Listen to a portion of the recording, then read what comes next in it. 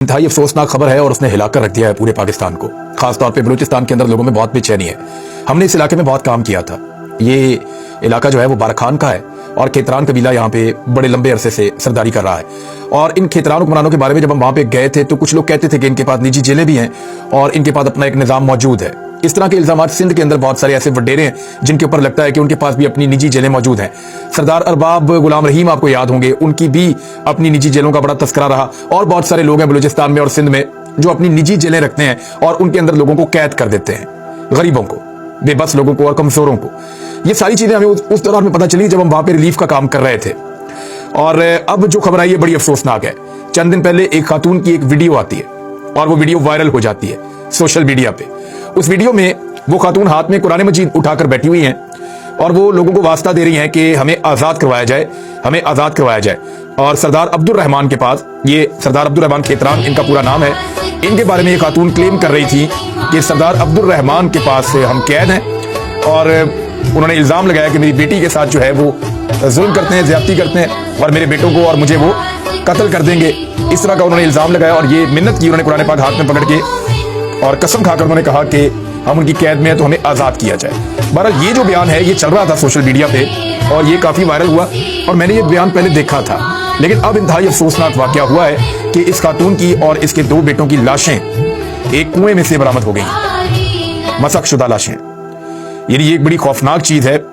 बलूचिस्तान हुकूमत ने बलूचिस्तान के जिला बारखान में कुएं से एक ही खानदान के 3 अफराद की लाशें मिलने के वाकये के बाद जो सूबाई वजीर है, क्योंकि जो सरदार अब्दुल रहमान खेतरान है वो सूबाई वजीर हैं बलूचिस्तान के, बलूचिस्तान अवामी पार्टी से उनका ताल्लुक है और ये बलूचिस्तान अवामी पार्टी के तर्जुमान भी है और JIT अब बना दी गई है और उनको वजारत से हटा दिया गया है। वाकया ऐसे हुआ कि ये जो लाशें मिली हैं, इससे पहले खातून की वीडियो वायरल हो रही थी, फिर इनकी लाशें मिल गई। बारखान से करीब जिला कोलू, वहां पे एक खातून और उनके 2 बेटों की नमाज जनाजा अदा की गई, लेकिन उनकी तदफीन के बजाय जो मरी कबाइल से ताल्लुक रखने वाले अफराद हैं उन्होंने लाशों को उठाया और क्वेटा ले गए और वजीर आला हाउस के करीब हॉकी चौक है वहां पे उनको रख के एहतजाज शुरू कर दिया और धरना दे दिया। बलूचिस्तान के जिला बारखान में हलाक होने वाली खातून और 2 बच्चों के शौहर, उनका नाम है जी खान मोहम्मद मरी, उन्होंने BBC को यह बताया है और इल्जाम आयद किया है कि उनकी बीवी और 7 बच्चे, जिनमें से 2 बेटे अभी जाँ बहक हो गए हैं और बीवी जो है वो भी अब नहीं रही और 5 बच्चे भी बाकी हैं। उन्होंने कहा सरदार अब्दुल रहमान खेतरान की निजी जेल में 2019 से कैद है जहां उन्हें तशद्दुद का निशाना बनाया जाता रहा है और उन्होंने कहा कि मेरे 5 बच्चे अभी भी उसी निजी जेल के अंदर कैद हैं। खान मोहम्मद मरी ने कहा कि उनके कबीले के अफराद ने फैसला किया है कि मुतालबा तस्लीम होने तक क्वेटा में लाशों को वजीर आला हाउस के सामने रखकर एहतजाज करते रहेंगे।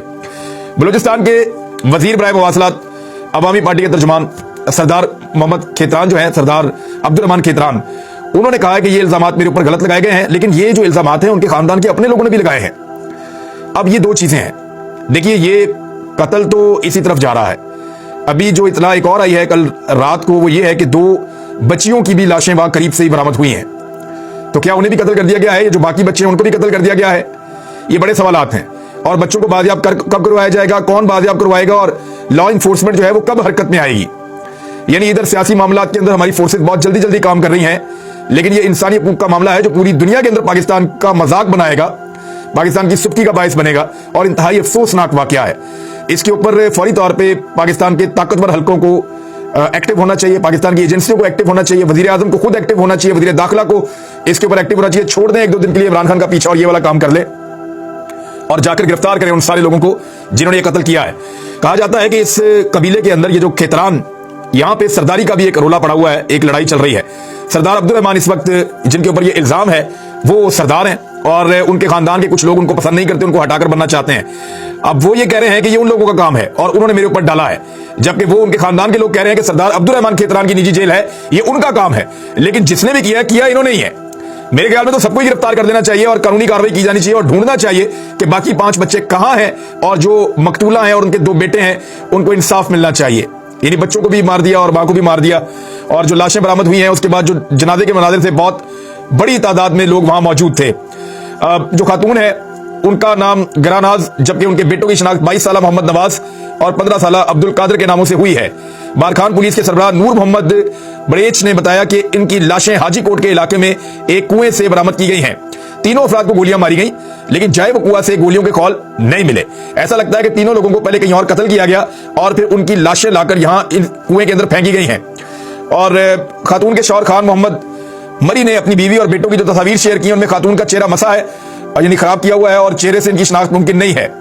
और खान मोहम्मद मरी ने बताया कि हलाक किए जाने वालों में 22 साल मोहम्मद नवाज उनका सबसे बड़ा बेटा था। अब वो ये कह रहे हैं कि मेरे और बच्चे भी हैं, इस वक्त सरदार अब्दुर्रहमान खान केतरान की कैद में हैं।